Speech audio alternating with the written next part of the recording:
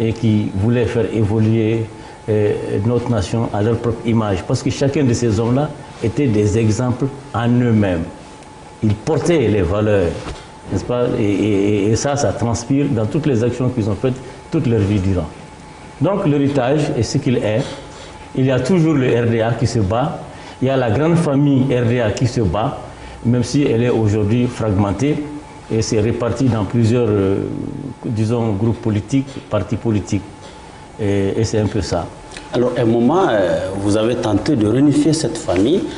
Est-ce qu'on peut dire aujourd'hui que la réconciliation est de mise dans la famille des pères fondateurs? Bon, la réconciliation, moi quand j'étais arrivé à la tête du RDA, il y avait déjà beaucoup de difficultés. Parce que vous savez, depuis la révolution active, ensuite il y a eu le coup d'État, ensuite il y a eu les 23 années du régime militaire, ont certainement créé beaucoup de ressentiments entre les acteurs du RDA. Et quand on a repris après mars 91, donc les choses n'étaient pas faciles. On n'a pas mis les choses à plat pour discuter et clarifier les choses. Et le RDA a voulu continuer comme ça. Donc il y a certains ressentiments qui ont été transférés dans les héritages au niveau des familles. Et donc il y a la jeunesse contente avec de nouvelles ambitions. Et tout cela a fini par amener certaines ruptures malheureuses. Et moi, quand j'étais arrivé à la tête du parti, je m'étais évertué avec mes camarades de la direction du parti à reconstituer la grande famille. Ce n'est pas facile toujours. Les ruptures sont douloureuses et pour les réparer, il faut beaucoup de temps, beaucoup de patience et beaucoup de tact parce qu'il s'agit encore une fois des hommes et des intérêts des hommes.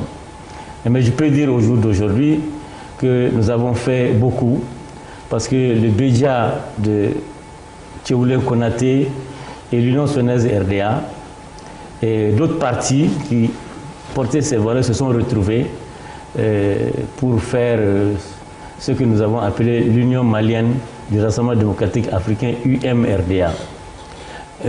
Malheureusement, le PIDS de notre camarade Daba Diawara n'a pas rejoint la grande famille, mais nous partageons toujours beaucoup de choses. Et donc, il y a des choses à faire, il y a beaucoup de choses à faire, parce que comme je vous ai dit, porter même les valeurs du RDA, c'est un sacerdoce. Et donc, nous nous réjouissons que l'UMRDA existe toujours, et je pense qu'on va continuer à le faire. Le besoin d'unité, ce n'est pas simplement au niveau du parti. Je pense que c'est un besoin national aujourd'hui. Il faut que les Maliens se retrouvent et qu'ils reconstruisent les choses. Et ça, c'est extrêmement important. Et ce que les RDA est en train de faire est un segment de cela. Voilà.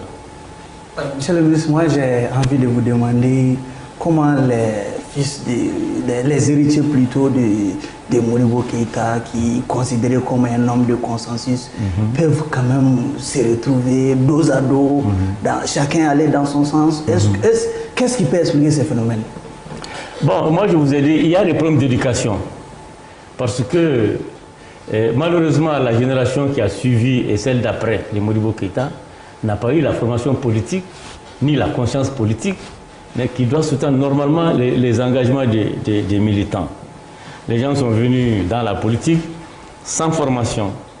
Et lorsque les valeurs ne sont pas claires, qui réunissent les gens, ça fait qu'on se retrouve comme dans des clubs. C'est ça, un parti politique, moi je l'ai toujours dit, c'est d'abord les valeurs que vous partagez, et c'est en plus la discipline que personne n'observe plus. Si dans un parti, vous ne partagez pas les mêmes valeurs, il n'y a pas de discipline rigoureuse, parce que ça c'était important, et on ne peut pas avancer. Quand vous étiez à la tête du parti, on vous a beaucoup reproché des manques de démocratie, le manque de démocratie dans votre gestion également, d'où la sortie de pas mal de cadres de ce parti.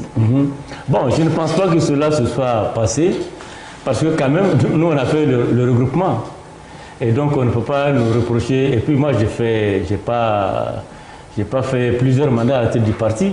Moi, j'ai milité dans le RDA depuis toujours, toute ma vie. Et j'ai fait tous les postes importants du bureau politique national. J'ai été le suppléant du docteur Makalou, simplement